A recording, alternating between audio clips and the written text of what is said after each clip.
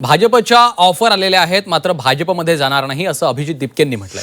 भाजपमध्ये यायचं असतं तर कधीच गेलो असतो असं देखील त्यांनी म्हटलंय. पक्षप्रवेशासाठी भाजपकडनं धमकी आल्याचा गंभीर आरोप दिपके यांनी केलाय.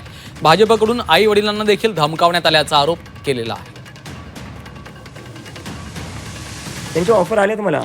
किती ऑफर आले, मी जाणार नाही भाजपमध्ये. मला जर भाजपमध्ये जायचं असतं मी आधीच गेलो असतो. म्हणजे तुम्हाला ऑफर आली? आली चालू होतं, धमकी आल्या होत्या की बीजेपी मध्ये सामील झाला तर बरे, नाही तर आंदोलन मागे घ्या, बरे नाही तर तुम्हाला ठोकू, आम्ही गोळ्या घालू. ही बीजेपीची प्रेमाचीच भाषा आहे.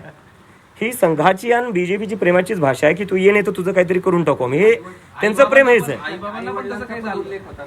आई बाबांनाही चालू होतं, पण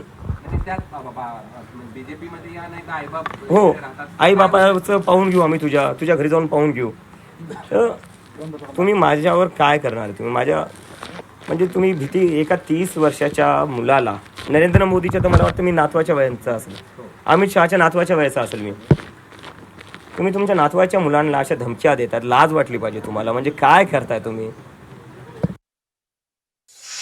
अभिजित दिपकेंना सुद्धा पैसे देऊन, दबाव टाकून, नाही तर तुला हे बघतो, तुमच्या आई वडिलांना धमकी देऊन आम्ही कुठेतरी अभिजित दिपकेंना मॅनेज करू असं त्यांची कदाचित त्या ठिकाणी भूमिका असावी.